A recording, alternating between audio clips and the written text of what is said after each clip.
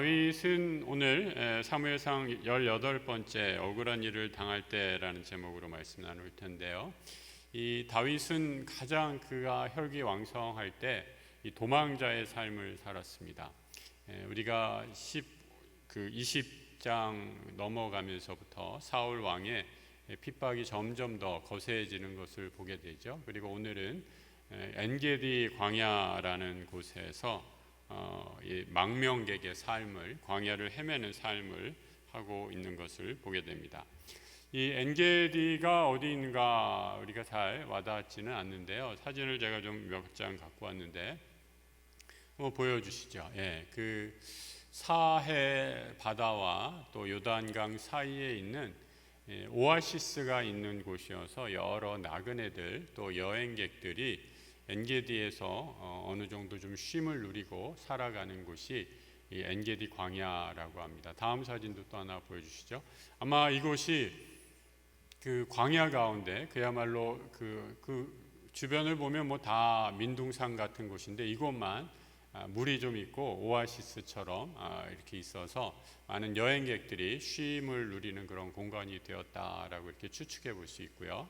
그리고 이 엔게디 강화는 우리 지난번에 아둘람굴을 살펴보면서 확인했던 것처럼 여러 굴들이 있었습니다. 그래서 이 다윗이 지금 다윗을 따르는 사람이 약 한 400명 정도 됐다라고 이렇게 지난번에 확인을 했는데 400명이라는 그 추종자를 데리고 이 사막을 움직일 때 여러분 그것이 아무리 잘 움직인다고 해도 사울의 귀에 들어가지 않을 수가 없었죠. 그래서 사울의 귀에 다윗 일행이 지금 엔게디라는 광야에 있습니다 라는 첩보가 들어가게 됐고요. 아마 지금 사진으로 보셨던 이 오아시스를 많은 사람들이 반드시 거치면서 갈증을 채웠으리라, 해소했으리라 라고 생각해 볼 수 있습니다. 그래서 사울 왕이 이 소식을 듣고 바로 한 5배가 넘는 군사 3,000명을 이끌고 다윗을 잡으러 가는 내용이 오늘 사무엘상 24장에 펼쳐지는 내용이죠.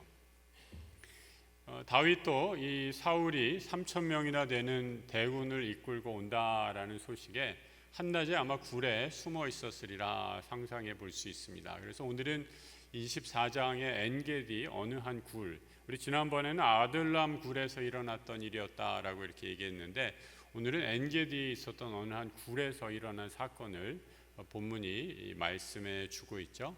어떤 일이 일어났는가? 이 동굴 입구에 한 사람이 나타나게 됩니다. 여러분 우리가 그런 경험 잘 하시죠? 이렇게 밝은 데 있다가 갑자기 어두운 데 들어가면 어떠세요? 아무것도 안 보이게 되는 것을 보게 되죠. 혹은 반대로 어두운 데 있다가 밝은 데 나와도 마찬가지 현상이 일어나게 됩니다. 하지만 동굴 안에 있는 사람은 안에 들어오는 사람이 밖에서 안으로 들어오는 사람이 누구인지 대번에 알 수 있게 됩니다. 이미 이렇게 동공이 확장이 돼가지고 어둠에 익숙해져 있기 때문이죠. 다윗을 잡으러 온 사울 왕이 동굴에 들어서 무슨 일을 하고 있었는가? 그야말로 볼일을 보고 있었습니다. 여러분 오늘 본문에 이런 얘기가 나와 있죠. 3절에 사울이 뒤를 보러 들어가니라 라고 이렇게 얘기하고 있죠. 이 뒤를 보러 들어간다, 쭈그리고 앉아서 뒤를 보는 거예요. 뭐 하시는지 아시겠죠? 그 일을 하려고 동굴에 들어갔다라는 거예요. 예전에는 화장실이 없었기 때문에 동굴이 자연 화장실이었다. 이 변을 보러 들어갔다라는 겁니다. 여러분 한번 상상해 보세요. 사울 왕이, 그래서 옛날의 임금들은 그래서 이 치마 같은 긴 옷을 입고 다녔어요. 그래서 그렇게 가리고 그 자리에서 바로 일어나면 되니까. 그래 긴 옷을 입고 망토를 입고 동굴을 그 일을 보는데 다윗이 아무리 왕이지만 그리고 3,000명을 이끌고 사울 왕이 그 군사를 끌고 왔지만 변 보는 순간만큼은 아무도 왕 주변에 있지 못했다라는 거죠. 그리고 그 동굴 깊숙한 곳에 누가 있었는가? 다윗과 다윗을 따르는 소수의 사람들이 그 동굴 깊숙한 곳에 숨어 있었다라고 이렇게 얘기합니다. 그래서 다윗이 몰래 가서 이렇게 앉아 있는 뒤를 보고 있는 사울의 옷자락 끝을 베어서 죽이지 않고 그 겉옷만을 베었다라고 이렇게 얘기합니다. 그런데 다윗이 사울의 겉옷만을 베었는데도 그 마음이 찔렸다라고 이렇게 얘기를 하죠. 이 사울 왕은 지금 다윗을 죽이려고 대군을 이끌고 찾아온 왕입니다. 그런데 그 옷을 벤 것만으로도 다윗은 지금 마음에 찔려서 괴로워하고 있다. 왜 그랬을까요? 6절에 이렇게 말씀하고 있죠. 오늘 본문 24장 6절입니다. 같이 한번 읽어볼까요? 자기 사람들에게 이르되 내가 손을 들어 여호와의 기름 부음을 받은 내 주를 치는 것은 여호와께서 금하시는 것이니 그는 여호와의 기름 부음을 받은 자가 됨이니라. 다윗은 분명히 내가 해야 할 것 그리고 하나님이 해야 할 것이 무엇인지를 분명히 알고 있는 사람이었어요. 기름 부은 사람 사울 왕을 내 손으로 치는 것은 내 분수와 한계를 넘어서는 일이다라는 것을 분명히 알고 있습니다. 여러분 이것을 신앙에서는 성경에서는 지혜라고 말하죠. 분별력이라고도 말합니다. 기름 부음 받은 사람을 치는 것 그것은 내 일이 아니라 하나님의 일이었다라는 겁니다. 여러분 한번 생각해 보세요. 지금 다윗은 사무엘 선지자 이미 오래전에 기름 부음을 받아서 내가 이제 다음 왕이 될 것이다 라는 말을 들었던 사람입니다. 그럼에도 불구하고 다윗은 사울에게 충성을 다하죠. 하지만 그 충심을 사울 왕은 도무지 알아주지 않고 도리어 다윗을 죽이려고 합니다. 아주 쫓아다니면서 죽이려고 해서 어쩔 수 없이 이리저리로 숨어 다니면서 결국 지금 엔게디라는 광야에까지 와서 숨어 지내고 있는데 자기를 죽이려 하는 그 왕이 바로 앞에서 변을 보고 있어요.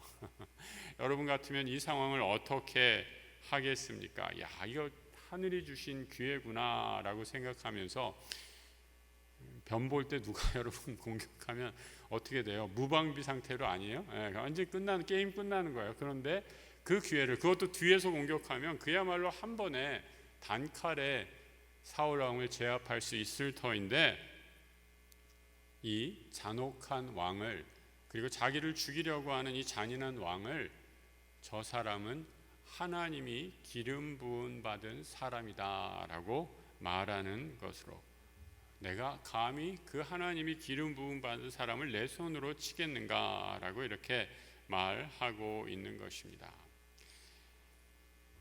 다윗은 볼일을 보고 돌아서는 사울을 향해서 이렇게 8절과 9절에서 소리치고 있죠. 내 주 왕이여 라고 하며 사울이 돌아보는지라. 이 사울을 향해서 아직까지 다윗은 내 주 왕이여 라고 이렇게 말하고 있습니다. 그리고 어찌하여 내 말을 듣지 않고 9절에 다음 9절 보시면 왕을 헤아려 하는 다른 사람의 말을 들으십니까?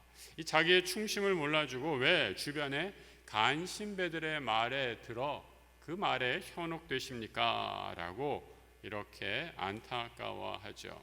그리고 다윗은 왕이 변을 볼 때 그 옷자락을 벤 증거를 댑니다. 10절에서 이렇게 얘기하고 있죠. 굴에서 여호와께서 왕을 내 손에 넘긴 것을 아셨을 것입니다. 어떤 사람이 왕을 죽이라 라고 했지만 아까 읽은 것처럼 여호와가 기름 부음 받은 자이기 때문에 나는 당신을 죽이지 않았습니다 라고 하면서 결정적인 증거를 들이대죠. 말로만 그러는 것이 아니라 다윗이 직접 사울이 변을 보고 있을 때 그 옷의 끝자락을 벤 천 조각을 사울 왕에게 제시했다라는 것을 보게 됩니다. 여러분 다윗이 사울을 죽이지 않는 이유가 무엇인가? 기름 부음 받은 왕이라는 것 외에 본문을 쭉 따라서 읽어보면 더 중요한 것을 우리가 확인할 수 있게 됩니다. 12절, 15절인데요. 12절 말씀 먼저 같이 한번 읽어보죠. 여호와께서는 나와 왕 사이를 판단하사 여호와께서 나를 위하여 왕에게 보복하시려니와 내 손으로는 왕을 해하지 않겠나이다. 왕과 나 사이, 악인인 왕과 의로운 나 사이를 판단하는 사람이 여호와 하나님 한 분이시다라는 것을 고백하고 있어요. 이것을 이제 조금 어려운 신학적인 용어로 하나님에 대한 주권 신학이다라고 이렇게 얘기해요. 모든 주권, 하나님이 이 세상을 다스리시고 이 세상의 불의한 악인조차도 다스리고 있는 하나님이심을 우리는 고백한다라는 거죠. 이 점에서 우리 장로교 신학과 이 감리교 신학이 또 다른 여타의 신학과 약간의 차이점들을 보이는 것을 보게 됩니다. 이 개신교의 여러 가지 신학적인 흐름들이 있는데 이 감리교 신학 계열의 신학자들은 이런 세상의 악에 대해서 인간의 행위, 인간의 어떤 도덕적인 역할들을 더 강조를 많이 하죠. 그래서 세상이 이렇게 악한데 우리가 어떻게 가만히 있을 수 있느냐, 악에 맞서 싸워야 한다라고 이렇게 생각하는 많은 사람들도 있습니다. 여러분은 어떻게 생각하세요? 그렇게 생각이 드시기도 하죠. 이 세상이 악한데 이놈의 세상 엎어버려야 되는 거 아니에요? 이대로 가만 내두면 연약한 사람들, 힘없는 사람들, 의로운 사람들은 계속 악인에 의해 짓밟히고 저렇게 무시당할 텐데 하나님이 살아계시다면 이 세상을 뒤집고 또 바르게 해야 될 것 아닌가라고 하면서 인간의 행위와 책임을 강조하는 그런 신학적인 흐름 또 운동들이 분명히 있습니다. 하지만 우리 장로교의 신학적인 전통은 그런 인간의 행위를 무시하는 건 아니에요. 우리가 분명히 하나님 앞에서 우리가 오늘을 살면서 해야 될 분명한 일들은 있습니다. 그리고 그 악에 대해서 저항할 분명한 이유도 있습니다. 하지만 그보다 더 중요한 강조점의 차이라고 생각해요. 어떤 걸 하고 어떤 걸 안 하고의 차이가 아니라 우리 장로교 신학의 신학적인 고백은 무엇이냐? 이 모든 악한 상황에도 불구하고 세상은 하나님이 다스리고 계신다. 하나님이 심판하실 것이다 라는 이 믿음을 잃지 않는 것, 이것이 우리 장로교 신학이 가진 주권 신학이고 주권 신학이 가진 장점이라고 얘기할 수 있습니다. 한 가지 그 좋은 점을 얘기해 볼까요?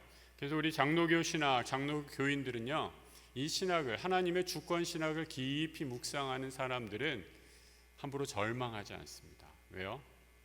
세상의 악이 아무리 관영해도 하나님이 세상을 다스리시고 하나님이 세상을 결국은 심판하신다는 그 굳건한 믿음을 놓치지 않기 때문에 우리는 어떠한 환경과 처지에서도 하나님을 바라보면서 하나님을 신뢰하면서 나아가는 믿음의 행동, 믿음의 결단들을 할 수 있게 되는 것을 보게 되죠.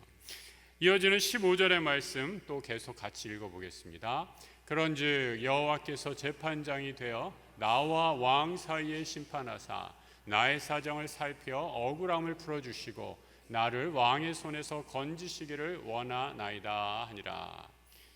여호와께서 재판장, 하나님께서 재판장의 역할을 하시기를 그대로 의탁하고 맡겨드리는 것을 보게 됩니다.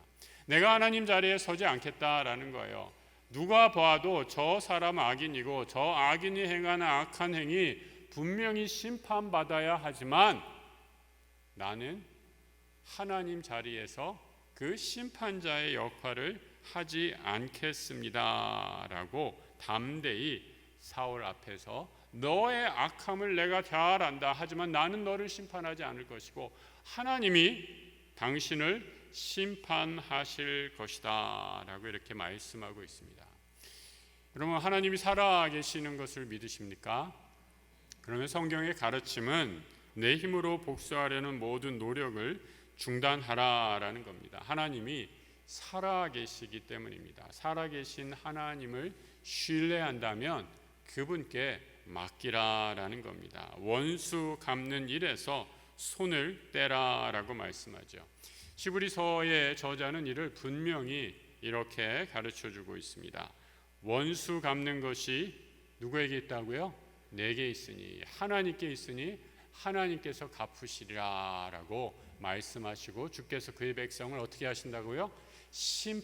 심판하신다라고 약속하고 계십니다. 이 약속의 말씀을 우리가 믿을 때 이 모든 세상의 심판, 주권자로서 재판장으로서의 하나님의 주권을 우리가 겸손히 고백하며 나아가는 것, 그것이 바로 우리의 신앙인의 모습이다라고 이렇게 말씀하고 있죠.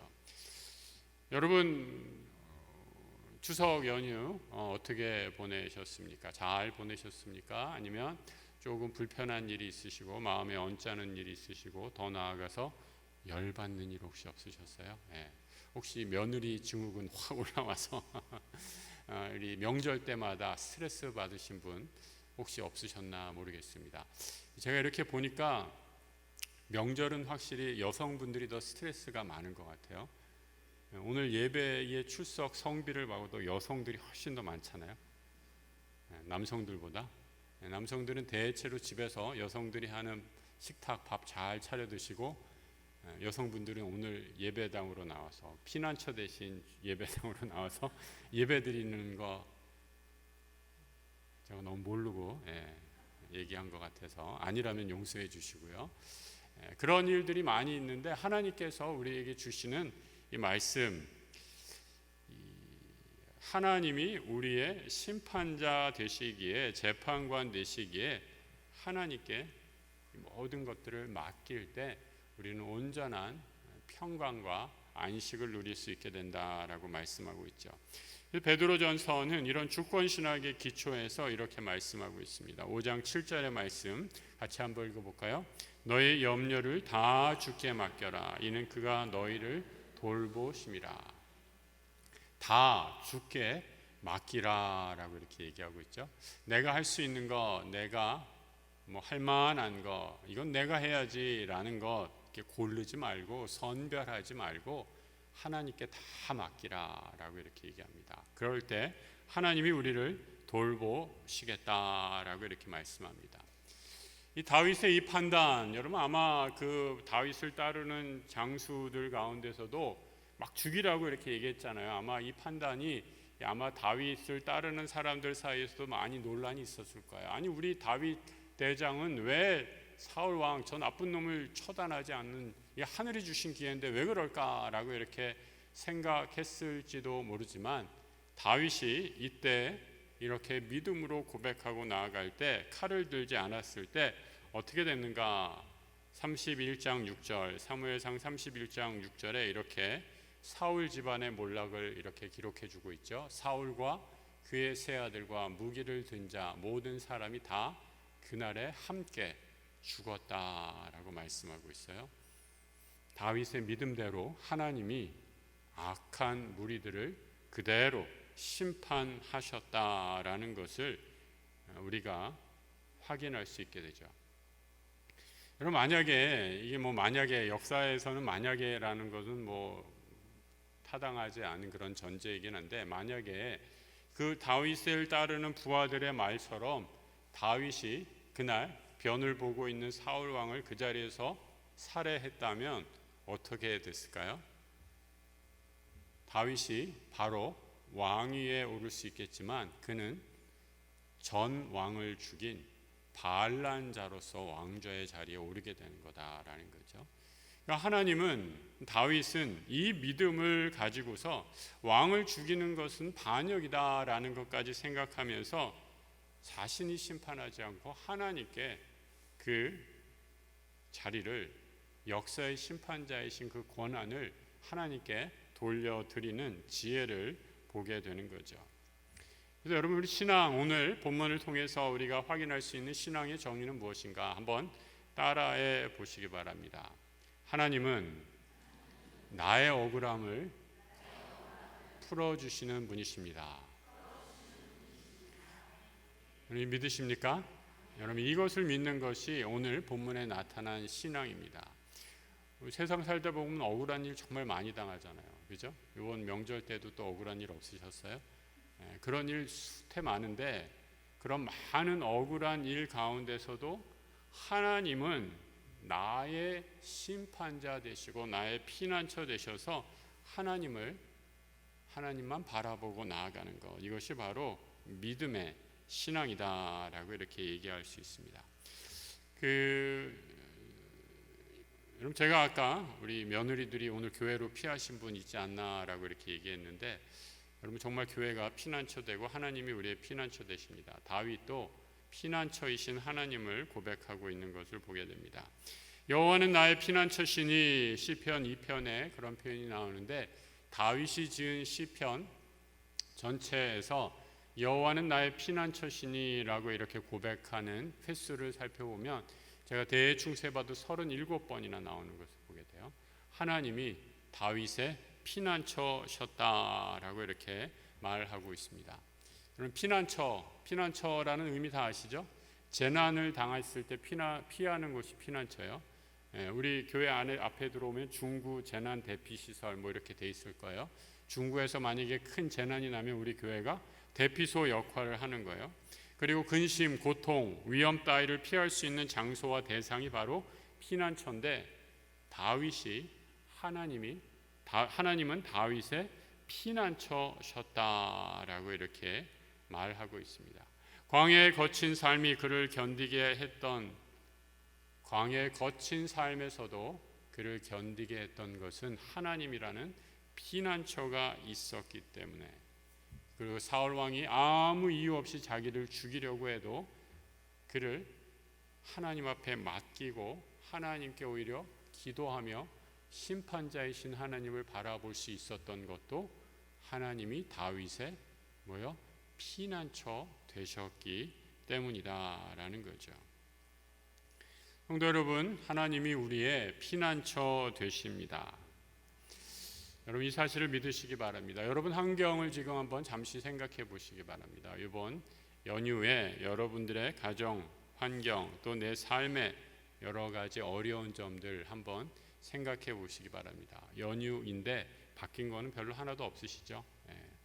어려움은 그대로고 연약한 몸은 계속 아프고 아이들은 여전히 말을 듣지 않고, 그런데 그런 상황에서도 우리 하나님 나의 뭐 되신다고요?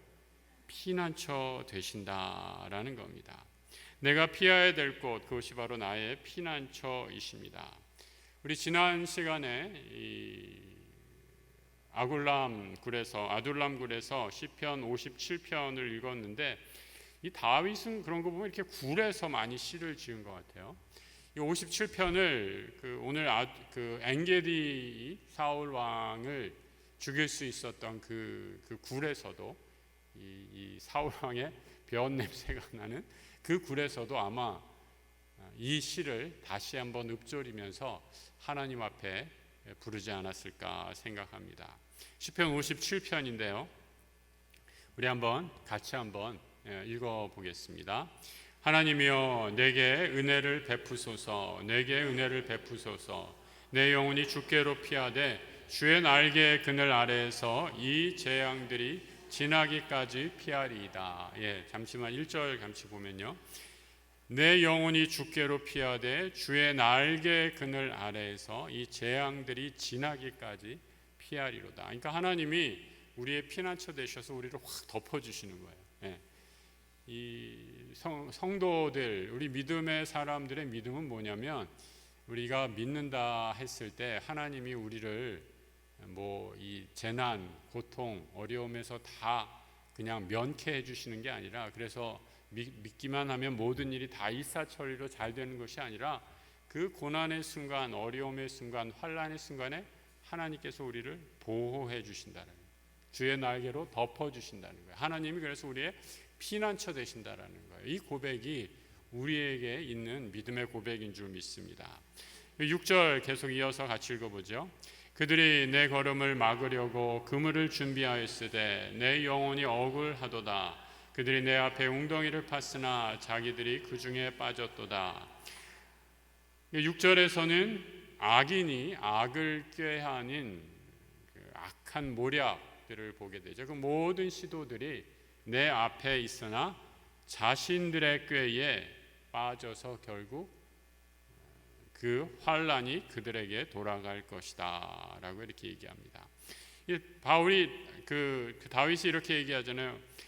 그들이 내 걸음을 막으려고 그물을 준비하였으나 내 영혼이 억울했다. 억울한 일이 있어요, 여러분. 믿어도 억울한 일이 왜 없겠습니까? 하지만 그들이 그 자신들의 나를 잡으려는 웅덩이에 자신들이 빠지게 되었다라고 노래하고 있는 것이죠. 이어지는 7절과 8절 같이 읽겠습니다. 하나님이여 내 마음이 확정되었고 내 마음이 확정되었사오니 내가 노래하고 내가 찬송하리이다. 내 영광아 깰지어다. 비파와 수금아 깰지어다. 내가 새벽을 깨우리로다. 얼마나 귀하고 귀한 시입니까? 아름다운 시. 아마 다윗이 엔게디 굴 깊은 곳에 숨어 지내면서 아마 그 굴에서 한 줄기 빛이 비춰오는 새벽을 이 굴 안에서 맞이했으리라 생각합니다.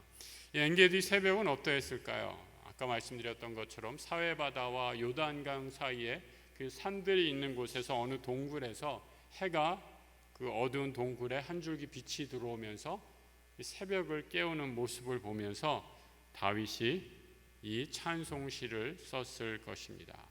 내 영혼이 주의 날개 그늘 아래 피합니다. 그러면서 주님은 하나님은 나의 영원한 피난처이십니다. 요새십니다. 찬양하고 있는 것을 보게 되죠.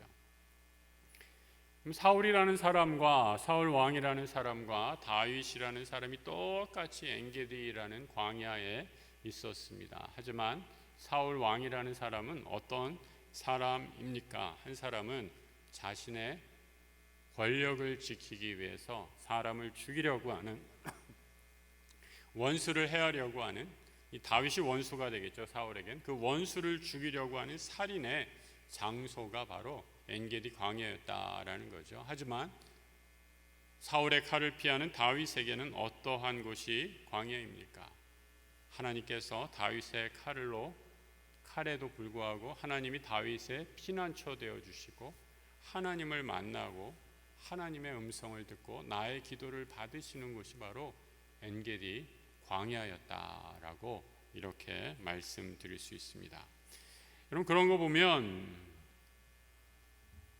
다윗의 이 동굴, 어두컴컴한 그 동굴, 냄새나는 동굴, 그곳은 마치 하나님이 다윗을 품어주시는 엄마의 품속과 같은 공간이 바로 이 굴이었다라는 것을 확인할 수 있습니다.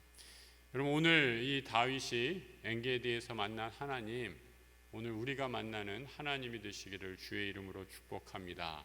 여호와가 나의 피난처 되심을 믿고 이 피난처 되신 하나님이 내 모든 삶을 주관하심을 믿음으로 고백하고 나아가는 하나님 나라의 백성들 되시길 우리 주님의 이름으로 축복합니다.